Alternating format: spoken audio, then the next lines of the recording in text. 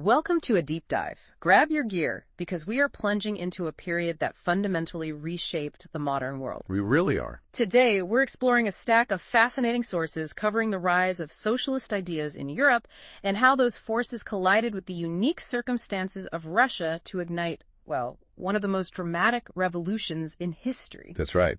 We're looking at material that takes us from the intellectual aftershocks of the French Revolution right through the harsh realities of the industrial age and tracing the emergence of powerful new political visions. You've got liberals, radicals, conservatives, and crucially, socialists. And we'll see how this all built towards the collapse of the Tsarist autocracy and that audacious and, let's be honest, often challenging attempt to build a socialist society in Russia. Exactly. A huge undertaking. Our mission then is to really unpack these complex ideas and events. What did they mean to people living through them? And, how did they leave such an indelible mark on the world? Let's jump right in. Okay. So, picture Europe after the French Revolution. Those powerful ideas, liberty, equality, fraternity, they'd seriously shaken the old order. Right. Our sources describe a scene where the possibility of fundamentally changing the structure of society, moving away from control by the aristocracy and the church, that was suddenly very real. It must have felt like anything was possible. I mean, ideas about individual rights, who held power, the very nature of society, these were being debated everywhere, right? Not just in Europe. Absolutely everywhere. It wasn't just European salons. Our source mentions how thinkers globally, like in India, for instance, Raja Rammohan Roy, were grappling with these same concepts. Oh, interesting. And those colonial experiences even fed back into European thinking about change, you see. But this idea of change, it wasn't simple, was it? The sources highlight that not everyone wanted the same kind of change. No, not at all. You had a whole spectrum of responses. Some people wanted very gradual shifts, respecting tradition. Others demanded a total radical restructuring. And that spectrum gives us the key political currents of the 19th century, basically. Precisely. So first you have the conservatives. Initially, they just wanted to resist change altogether, turn back the clock. Right. But by the 19th century, they kind of realized some change was inevitable. So their approach became one of managed, slow change, always prioritizing respect for the past, for established institutions. Okay, so managed change. Then you've got the liberals. The liberals. They were focused on creating a nation that wasn't tied to a single state church. They wanted religious tolerance. Important point. And they were also strongly against that kind of unchecked power held by kings and emperors.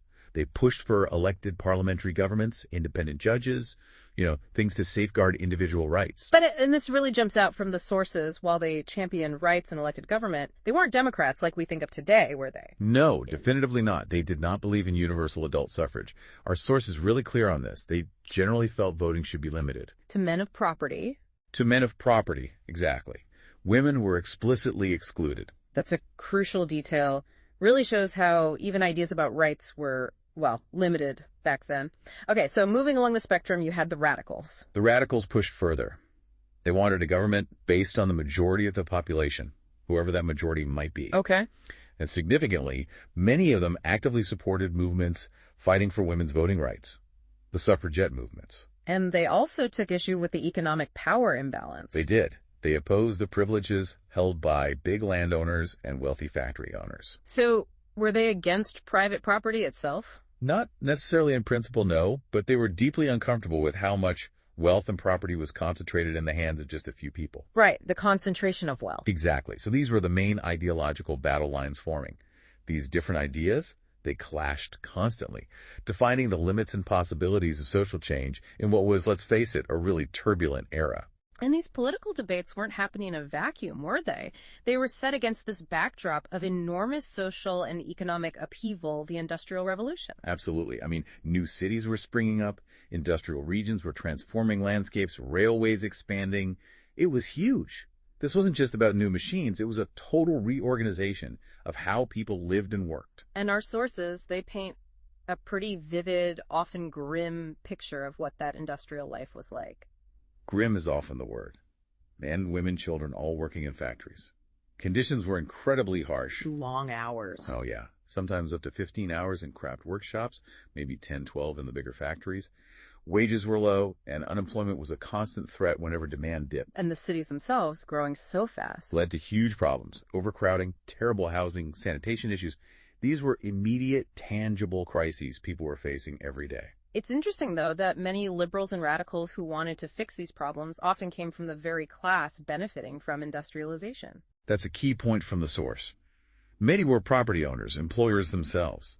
They often believed the key to making society better was, well, individual effort and free enterprise. So let individuals act freely, let the poor work hard, let capital owners operate without restraint, and society develops. That was often the thinking, yes, which of course shaped the kinds of solutions they proposed. While many working people were desperate for change and initially looked to these groups that focus on private property and individual freedom, set them apart from a new, more radical vision that was emerging. And this is where socialism comes onto the scene. It is. By the mid-19th century, socialism was gaining serious attention across Europe. And the core socialist argument, as our sources present it, was a direct challenge to the whole idea of private property. They saw private property as the root cause of social problems. Pretty much, yeah. The logic was straightforward. People who own property are mainly motivated by personal profit. They don't necessarily prioritize the well-being of the people who actually create the wealth from that property, the workers. Okay, so the alternative they proposed was for society as a whole to control property. Precisely. The idea was, if property was controlled collectively, then the interests of the whole society, not just individual owners, would get more attention. Collective social interests would come first. But even within socialism itself, there were different ideas about how to actually achieve this, or what a socialist society would even look like, right? Oh, definitely.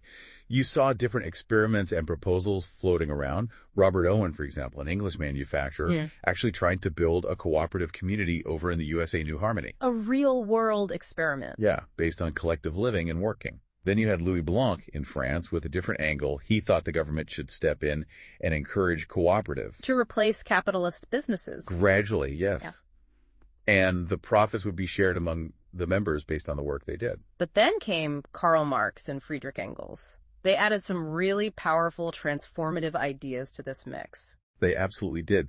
Marx argued that industrial society wasn't just characterized by capitalism. It was fundamentally capitalist. And at its heart was this inherent conflict.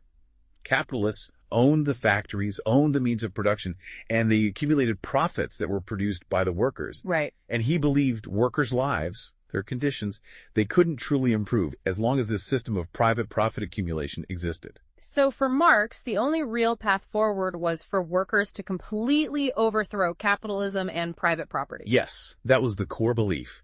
He envisioned a future where workers would construct a radically different society, one where property was socially controlled, what he termed a communist society. And he wasn't just proposing this as an idea, was he? He seemed convinced it was inevitable. He was convinced history was moving in that direction. He believed the workers would eventually triumph, and communism was the natural future form of society. And these ideas, they really started to spread. By the 1870s, socialism was a significant force across Europe. It really was. Socialists formed international bodies, like the Second International, trying to coordinate their efforts globally. And workers themselves were organizing, forming associations in places like Britain and Germany to fight for better wages, shorter hours, the right to vote. They even set up funds to support members during strikes or unemployment. And these worker organizations often teamed up with the new socialist political parties? Yes, they worked hand in hand. In Germany, our source notes, they helped the Social Democratic Party, the SPD, win seats in parliament. By 1905, you had dedicated labor and socialist parties formed in Britain and France, too. However, and this is an important however from the sources, despite gaining significant influence, socialist parties generally didn't actually form governments in Europe before 1914. That's a key caveat. Power largely remained with conservative, liberal, and radical parties, even if socialist ideas were starting to shape legislation. Which makes the case of Russia so striking, doesn't it? Because here was a country that was one of the least industrialized states in Europe. Right, seemingly less ready, according to classic Marxist theory. Yet it's precisely where socialists managed to seize state power in 1917. The October Revolution wasn't just following European trends. In some ways, it went against them. It absolutely did. A reversal, almost.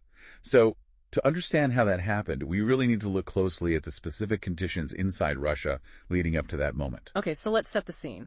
The Russian Empire in 1914, what was it like? Immense. Just vast. Ruled by Tsar Nicholas II. It stretched from the Baltic Sea all the way across to the Pacific Ocean, Wow. encompassing a huge diversity of lands and peoples.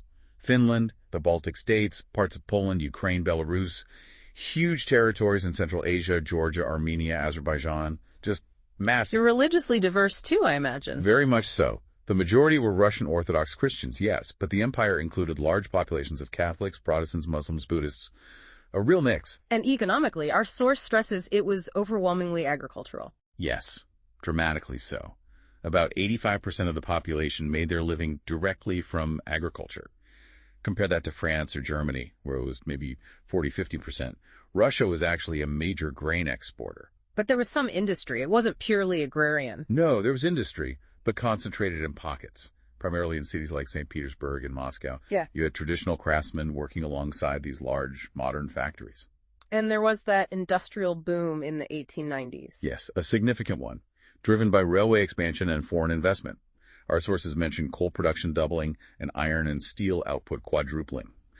So industry was growing, but still relatively small compared to the agricultural sector. And most of that industry was privately owned, even if the government tried to supervise things like working conditions. You're right. The government did have rules about minimum wages, limited hours, but they were often broken. And the conditions we talked about earlier, long hours, poor housing, harsh discipline, they were very much present in Russian factories too. And the workers themselves weren't just one unified group, were they?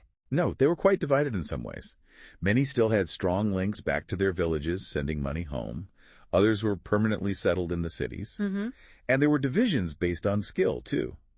The metal workers in St. Petersburg, for example, they often saw themselves as a kind of labor aristocracy, more skilled, better paid than, say, textile workers. There was also a significant gender divide in wages, wasn't there? Oh, yes. Women made up about 31% of the factory labor force by 1914, but our source says they were paid much less, sometimes only half to three-quarters of what men earned for similar work. Yet, despite these divisions, they did manage to unite sometimes for strikes. Yes, frequently. Our sources note regular strikes, especially against dismissals or poor working conditions. Big waves in textiles in the late 1890s and in the metal industry around 1902. So that collective action, that potential for unity, was definitely there. Okay, now let's shift focus to the vast majority, the peasants out in the countryside. They farmed most of the land, but who owned the really large estates? That land largely belonged to the nobility, the Tsar's family, the crown, and the Orthodox Church. And the relationship between peasants and nobles in Russia was different from, say, France. Very different, according to our source. While peasants were often deeply religious, they generally held no respect for the Russian nobility. Unlike French nobles, who might have had local roots and respect, Russian nobles got their power and status primarily from their service to the Tsar, not from local popularity. And the peasants had a clear demand that fueled a lot of resentment. They wanted the nobility's land. A powerful, driving demand. And they weren't just asking politely. They frequently refused to pay rent. Sometimes it escalated to violence, even murdering landlords. Our sources mention large-scale incidents like this happening in southern Russia in 1902 and then all over Russia during 1905. And they had this unique custom, didn't they? The mir, the peasant commune. Yes, the mir or commune. It's fascinating. They would periodically pool their land together, and the commune would divide it up among households based on the needs of each family. That tradition seems significant for later developments. It absolutely was. Some Russian socialists later pointed to the mir and argued that this tradition of collective land management made the Russian peasantry naturally inclined towards socialist ideas. Which brings us nicely to the development of socialism within Russia itself. This was happening under the radar, though, because political parties were illegal before 1914. Completely illegal under the Tsarist autocracy. But socialist ideas still took root. The Russian Social Democratic Workers' Party, founded by Marxists, emerged in 1898. Operating underground. Had to. They set up secret cells, distributed newspapers, mobilized workers, organized strikes, all illegal activity. Then, in 1900, came the Socialist Revolutionary Party. Right. And this is where that peasant custom, the mir, really becomes relevant to the political divisions. Some socialists in Russia looked at the peasants and their traditions and thought, they are the main revolutionary force here, not the industrial workers. Because of their collectivist traditions. Exactly. So the socialist revolutionaries, or SRs, focused primarily on peasants' rights. Their key demand was the transfer of all noble land to the peasants. So, a fundamental disagreement there with the Social Democrats, the Marxists, who were more focused on the urban working class, following the more standard Marxist line. A major split in strategy, yes. And even within the Social Democrats, there was another crucial split over how to organize the party. Lenin and the Bolsheviks versus the Mensheviks. That's the one. Vladimir Lenin, leading the Bolshevik faction, argued that because Russia was such a repressive autocracy, the party needed to be highly disciplined, centrally controlled, with strict rules about membership quality over quantity. Others, who became known as the Mensheviks, wanted a more open party structure, more like the mass parties developing in places like Germany. It sounds incredibly difficult and dangerous to be involved in any kind of political organizing back then. Extremely. Our source includes this vivid account from Alexander Shliapnikov, a metal worker organizer.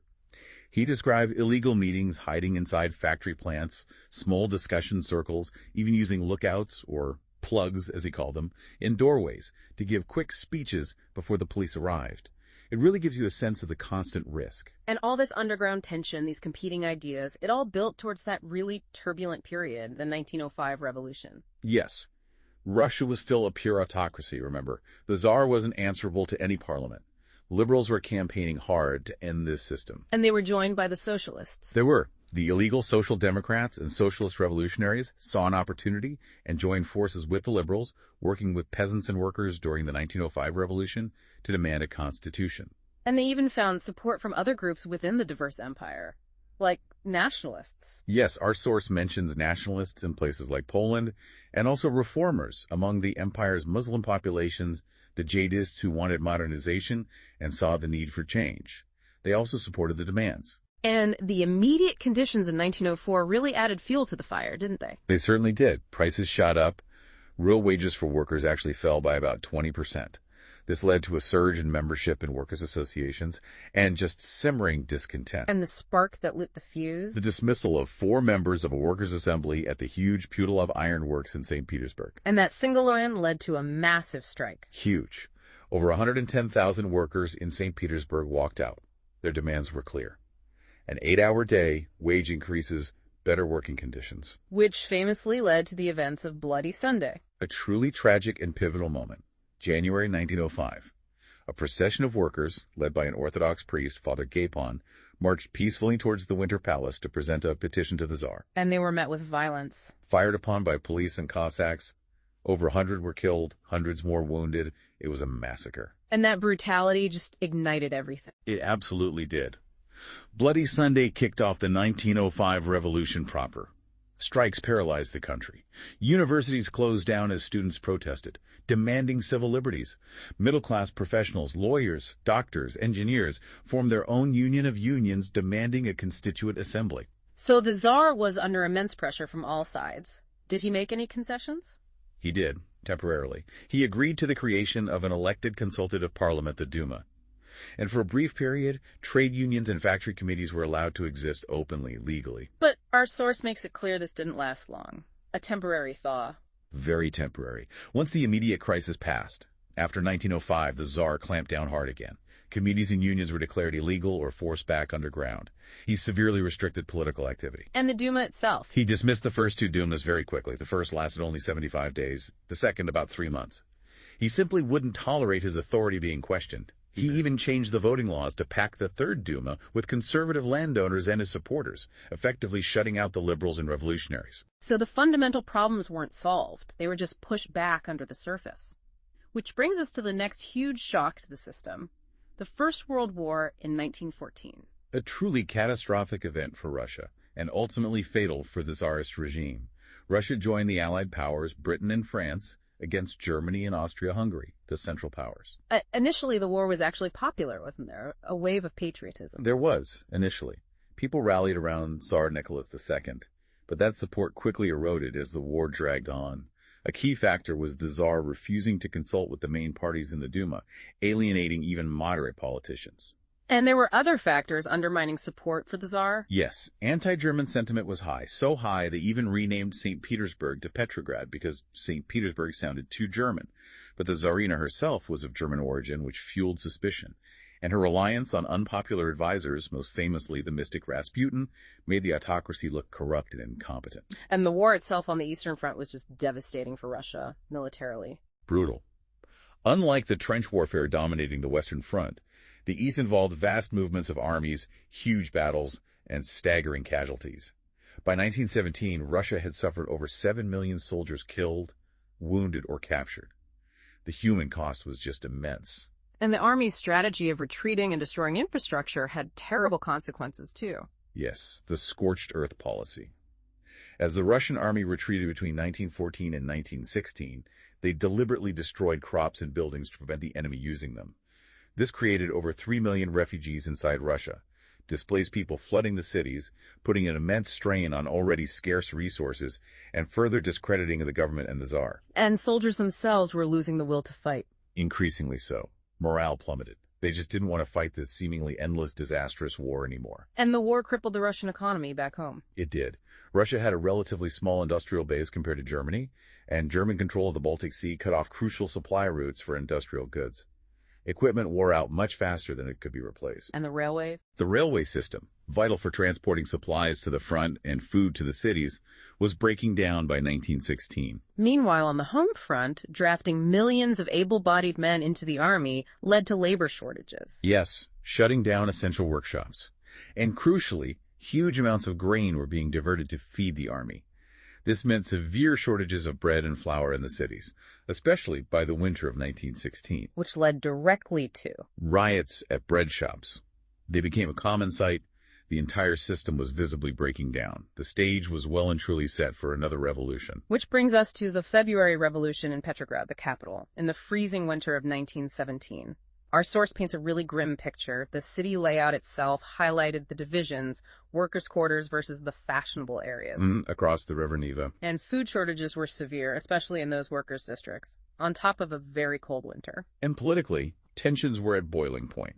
Parliamentarians were openly opposing the Tsar's desire to dissolve the Duma yet again. So walk us through how it all unfolded. It started small. It did. On February 22nd, there was a lockout at a factory on the right bank of the river. The very next day, February 23rd, which happened to be International Women's Day workers at about 50 factories, went on strike in sympathy. And women were really leading the way. Often they were. Our source tells this powerful story of Marfa Vasileva, a milling machine operator. During the strike, someone offered her bread, but she refused it, saying something like, "I cannot be the only one satiated when the others are hungry." Her action apparently inspired others, sparked a successful strike at her factory, and things snowballed. A single act of solidarity amplifying the movement. Amazing. It is.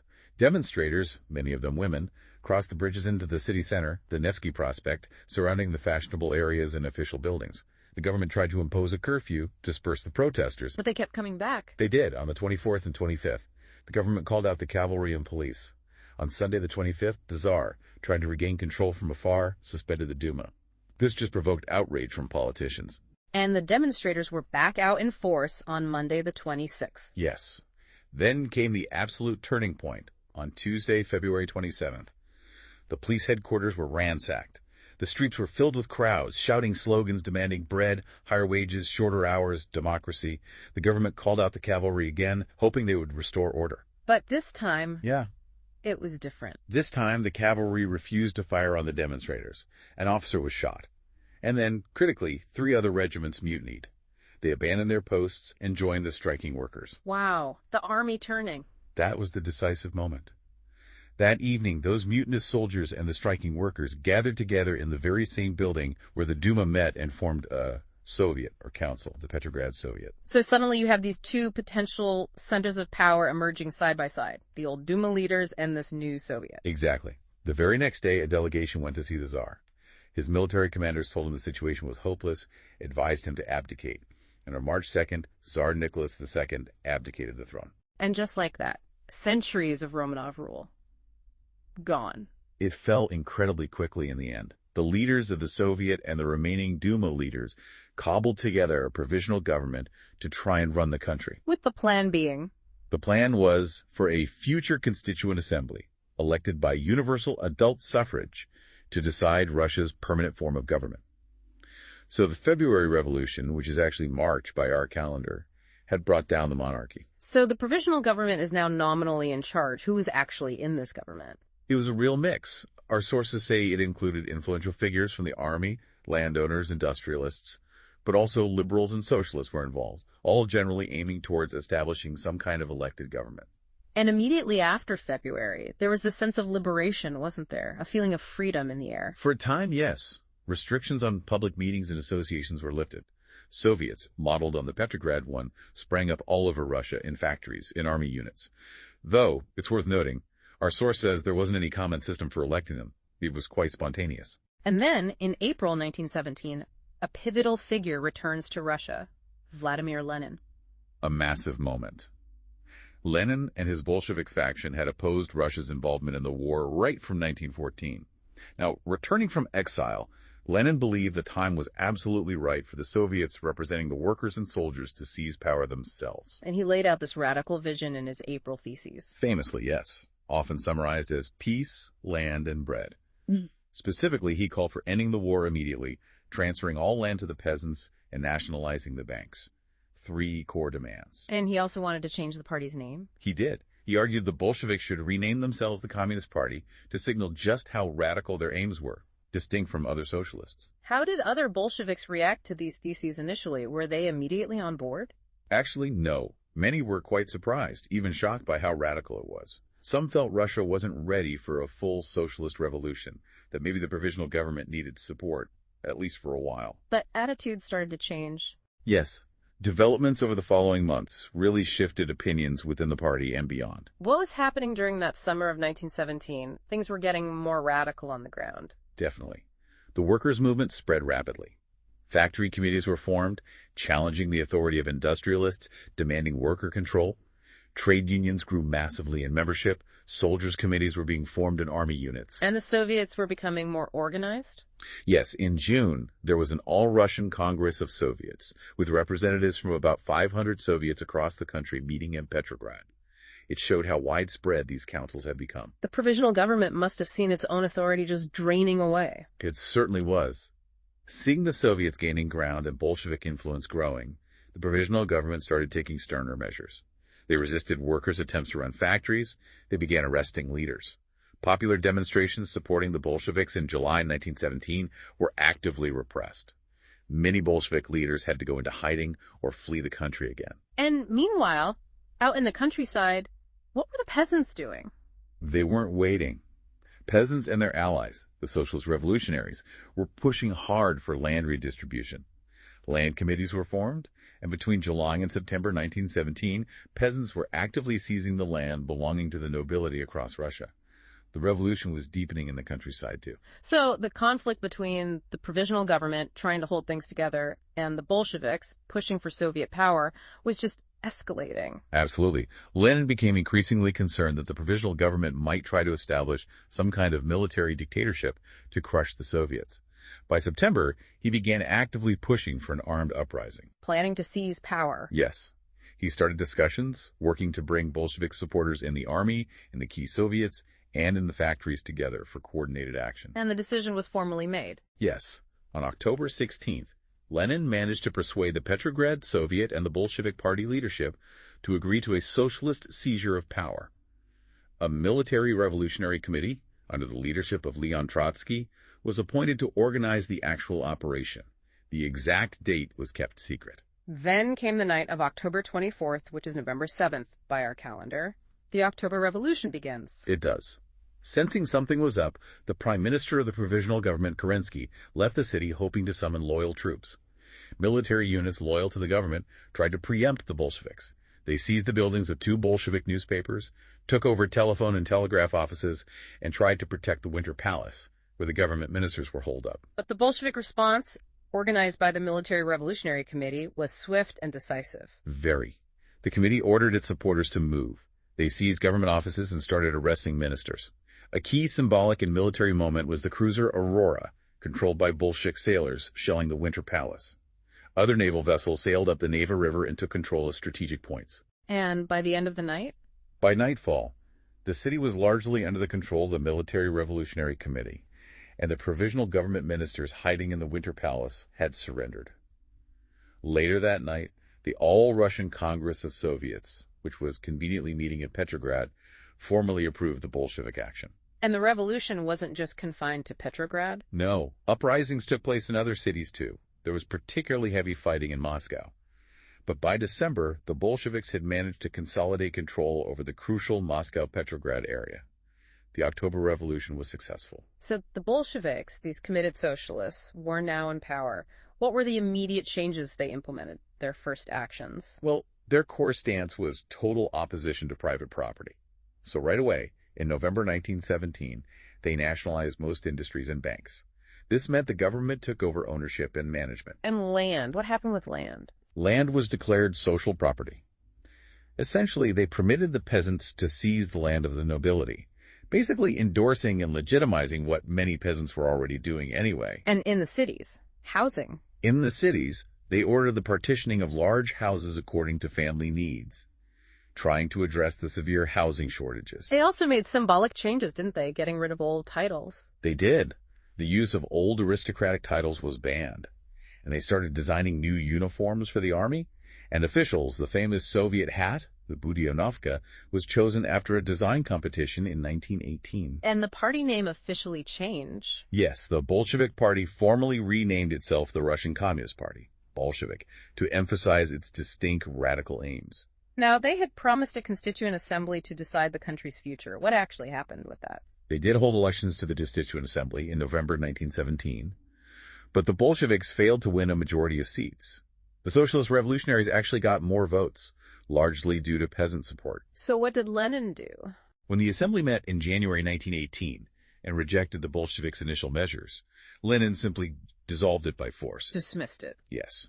His argument was that the All-Russian Congress of Soviets, even though it was elected under uncertain conditions, was a more democratic expression of the people's will than the assembly. A controversial move, obviously. And they fulfilled one of their key promises from the April Theses making peace. Yes, pulling Russia out of the First World War. Despite opposition from some of their political allies, who saw it as a betrayal, the Bolsheviks signed the Treaty of Brest-Litovsk with Germany in March 1918. A very harsh peace, ceding huge territories, but it ended the war for Russia.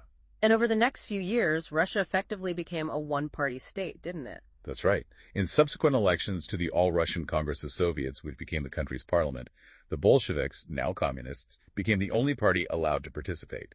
Trade unions were also brought firmly under party control. And dissent wasn't tolerated? There was repression. Yes, absolutely.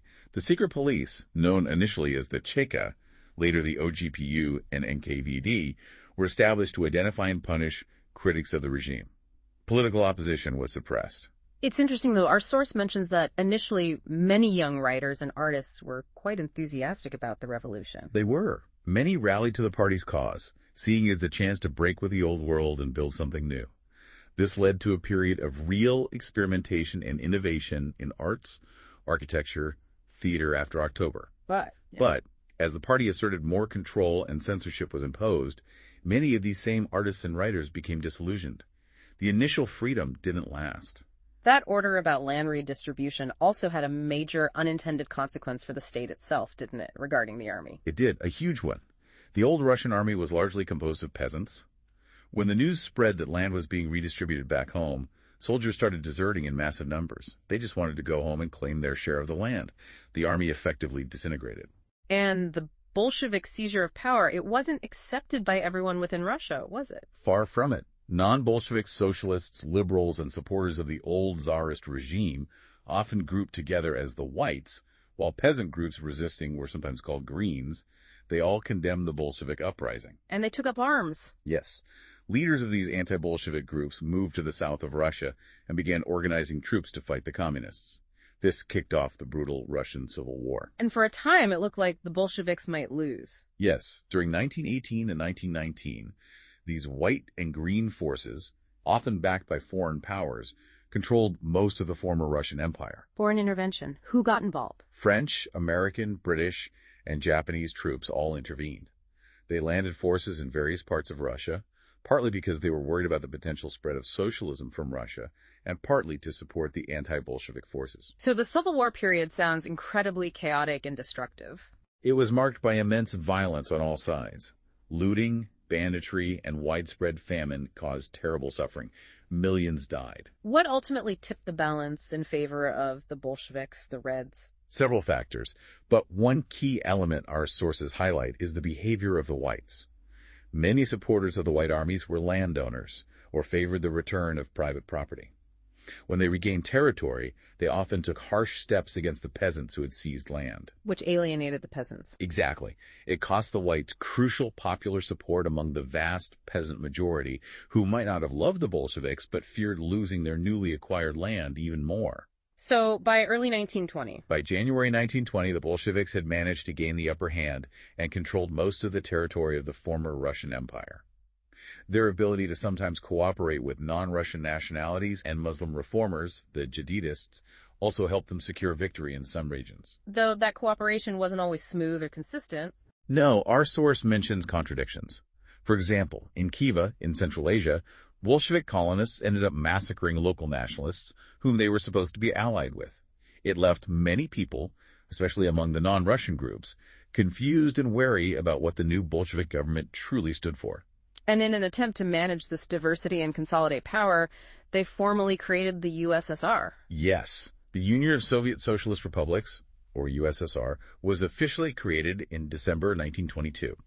The idea, on paper at least, was to grant the non-Russian nationalities political autonomy within a larger socialist federation. But in practice? In practice, the central government in Moscow often imposed policies that were unpopular locally, like trying to force nomadic peoples in Central Asia to settle down, which undermined the idea of genuine autonomy. We even have those fascinating contrasting accounts from visitors that show how complex the perception of the new Soviet state was, right? Yes, the accounts from people like M.N. Roy or Shaukat Usmani, Indian revolutionaries, and the famous writer Rabindranath Tagore.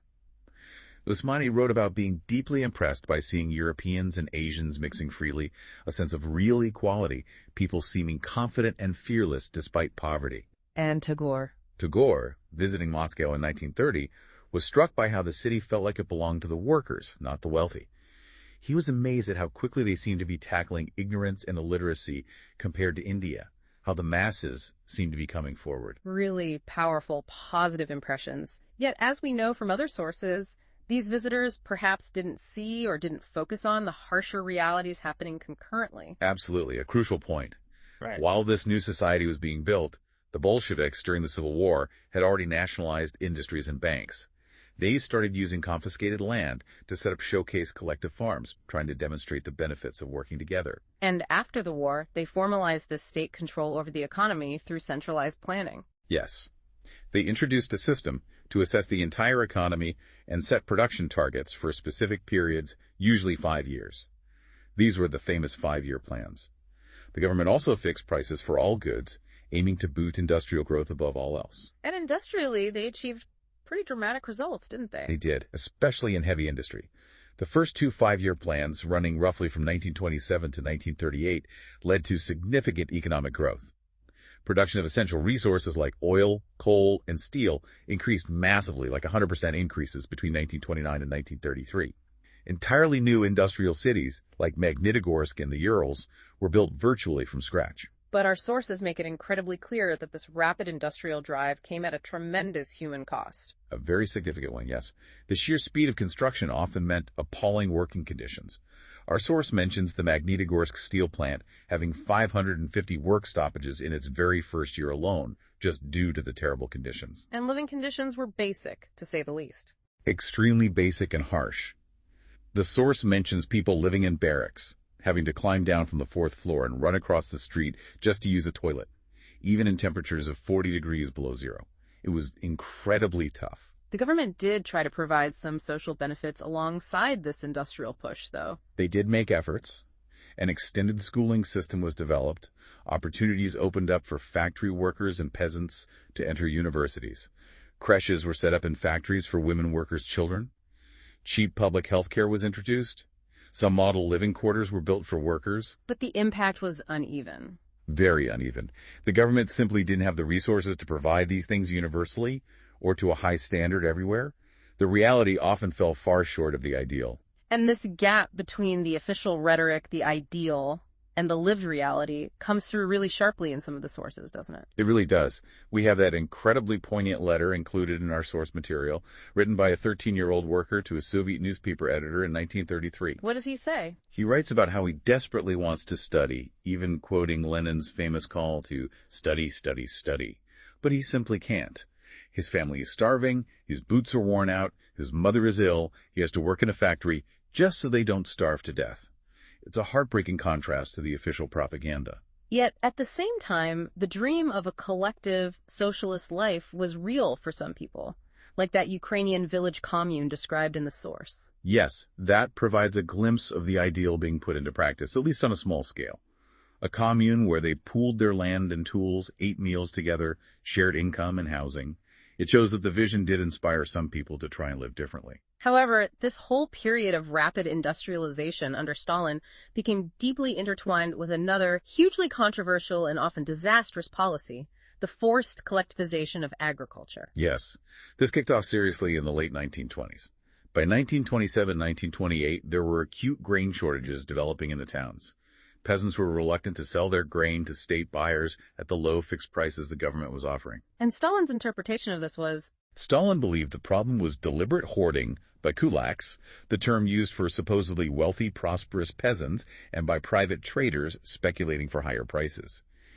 He advocated for firm emergency measures. what kind of measures? In 1928, party members were sent into the countryside to supervise and enforce grain collections, often forcibly, and to raid the homes and stores of suspected kulaks. But the grain shortages continued. They did, and this led Stalin and the party leadership to a much more radical decision: forced collectivization. The argument was twofold. First, that the small, individual peasant farms created after the land redistribution of 1917 were inefficient and couldn't be easily modernized with tractors and new techniques. Second, that to build socialism, the kulaks as a class had to be eliminated. So the solution was to take their land and force peasants onto large state-controlled farms. Exactly. Establish large state farms, sovkhaz, and collective farms, kolkhoz. Stalin's collectivization program began in earnest from 1929. Peasants were compelled, often violently, to join these collective farms. All their land, livestock, and implements were transferred to the ownership of the collective. They then worked on the farm, and the profits were supposed to be shared amongst the members. This policy must have met with massive resistance from the peasantry. Fierce, widespread resistance. Enraged peasants often resisted by destroying their own property rather than hand it over to the collective. Our source mentions they slaughtered their livestock in huge numbers. The number of cattle in the Soviet Union fell by 1/3 between 1929 and 1931 alone. And how did the state respond to this resistance? Brutally. Those who resisted were severely punished. Many were deported to remote regions, sent to labor camps, or simply exiled from their villages. Peasants argued back, didn't they, saying they weren't rich kulaks, just trying to survive. Yes. Our source includes accounts of peasants arguing they weren't rich, they weren't enemies of socialism, they just didn't want to join the collectives for various reasons, sometimes practical, sometimes based on tradition. But Stalin and the party treated anyone cultivating land independently with deep suspicion and harshness. And the outcome of this forced collectivization, did it increase food production? Not immediately, no. In fact, the disruption caused by collectivization, combined with bad harvests between 1930 and 1933, led to one of the most devastating famines in modern history. How many people died? The estimates vary, but our source indicates over 4 million people died as a result of this famine, particularly in major grain-producing regions like Ukraine and Kazakhstan. A horrific, man-made catastrophe. The sources really underscore the scale of the resistance and the repression involved. They do. We see things like an official poster attacking a kulak for supposedly working to decrease cultivation. There's a letter from an independent farmer detailing how impossible taxes led to the confiscation of all his property, leaving his family destitute. And a chilling police report from Ukraine describing mass peasant insurrections against collectivization and the brutal response. Thousands arrested, hundreds executed on the spot, thousands more imprisoned or exiled. It was incredibly violent. And within the Communist Party itself, didn't this chaos and brutality lead to some criticism of Stalin's policies? It did. Our source mentions that some party members criticized the confusion and inefficiency in industrial production caused by the frantic pace, and especially the terrible human consequences of forced collectivization. And Stalin's response to this internal criticism? Ruthless. He and his supporters charged these critics with conspiracy against socialism. Which led to the Great Purge, or Great Terror. Yes, a period of intense political repression throughout the 1930s. Accusations and arrests spread nationwide, far beyond the initial critics. By 1939, our source states over 2 million people were incarcerated in prisons or labor camps, the Gulag. And many of these people were innocent. But vast numbers were innocent of any crime. They were often forced into making false confessions under torture, and many were executed, including huge numbers of talented professionals, military leaders, intellectuals, and loyal party members. Our source emphasizes the climate of fear. There was no one who could safely speak up for them. Okay, let's zoom out a bit now. Looking beyond Russia's borders, how did the Russian Revolution and the creation of the USSR influence the rest of the world? What was the global impact? The impact was absolutely immense and really complex. On one hand, many existing socialist parties in Europe were quite critical. They didn't approve of the way the Bolsheviks had seized power by force and how they maintained it through repression. But on the other hand, the sheer fact that a worker state had been established, that capitalism had been overthrown in such a vast country, that possibility fired the imagination of socialists, communists, and many working people around the globe. It offered a potential alternative. so you saw communist parties forming in many countries as a direct result. Yes, inspired by the Russian example, communist parties were formed in many countries. Great Britain, France, Germany, India, China, many others. And the Bolsheviks actively encouraged this. They did. They reached out particularly to peoples living under colonial rule, encouraging them to fight for national liberation and social revolution. They organized events like the Conference of the Peoples of the East in 1920 and set up the Comintern, Communist International, as an international body to coordinate communist parties worldwide. Some individuals from colonial territories even went to study at special universities in the USSR, like the Communist University of the Workers of the East, designed to train future revolutionaries. So by the time of the Second World War, the USSR had really given socialism a global face and stature. It absolutely had. For millions around the world, the USSR, despite its flaws, represented the primary example of a socialist society in practice. However, our sources also suggest that by the 1950s, after Stalin's death, there was a growing recognition, even within the USSR itself, that the way the government operated wasn't really true to the original ideals of the revolution. Yes, a process of de-Stalinization began, acknowledging some of the excesses, and the wider international socialist movement also became much more aware of and critical of the problems within the Soviet system, the lack of democracy, the repression. Its legacy remains incredibly debated, doesn't it? Fiercely debated. On one side, you can argue the USSR transformed a largely agrarian, semi-feudal country into a major industrial and military superpower that eventually defeated Nazi Germany. It developed industry, expanded education and healthcare access, and arguably ended the worst forms of poverty for many. But the counter-argument is that it achieved this by denying fundamental political freedoms, suppressing dissent ruthlessly, and imposing policies like forced collectivization that caused immense human suffering and death. The human cost was staggering. Its international reputation certainly declined significantly towards the end of the 20th century, but the ideals of socialism themselves didn't disappear. No, not at all. While the Soviet model was increasingly discredited, the core socialist ideals, things like equality, social justice, collective well-being, continued to resonate and be respected by many, both inside and outside the former Soviet bloc. And those ideas were rethought and adapted in many different ways in different countries, including places like India. Yes. Our source specifically highlights the significant inspiration the Russian Revolution provided for many Indians fighting for their own independence from British rule. The Communist Party of India was formed in the mid-1920s and maintained links with the Soviet Party. And prominent figures were interested. Major figures like Jawaharlal Nehru, India's first prime minister, and the Nobel laureate Rabindranath Tagore were deeply interested in the Soviet experiment. Both visited Russia and wrote about Soviet socialism, sparking widespread discussion and debate in various Indian languages. And we saw those powerful, if perhaps selective, impressions from visitors like Usmani and Tagore earlier, witnessing a society where old hierarchies seemed overturned, where the masses seemed empowered, where education was spreading rapidly. Impressions that really captured the hopeful vision and the perceived achievements of the revolution, even if, as we've discussed, they might not have fully captured the simultaneous reality of repression, famine, and the harsh conditions detailed in our other sources, like the letters and police reports. It's a powerful reminder, isn't it, of how history and revolutionary change can be perceived so differently depending on your perspective and what you choose to see or are shown. Absolutely. A critical lens is always needed. So we've traced this incredible, tumultuous journey, starting with those potent ideas questioning old power structures that emerged after the French Revolution, Ideas of liberty, equality. through the harsh realities of industrialization that practically screamed out for new solutions, and the emergence of socialism as a powerful, radical alternative. Then zooming in on Russia, a country with its own unique mix of autocracy, peasant traditions, and nascent industry. Where all these forces converged to overthrow an ancient czarist regime and then embark on this incredibly bold, difficult, and often brutal experiment to build a completely new kind of society, a socialist one. An experiment that had profound, lasting repercussions right across the globe. It's really a story of powerful ideals clashing head-on with messy, complex human realities.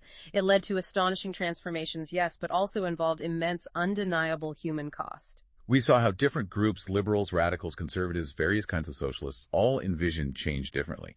And how one country, Russia, against many expectations, became the crucible, the testing ground for this radical vision. And it's striking how quickly that centuries-old monarchy could just crumble. Astonishingly fast in February 1917. Yet how incredibly challenging, complex, and ultimately violent the path was to try and build something entirely new in its place.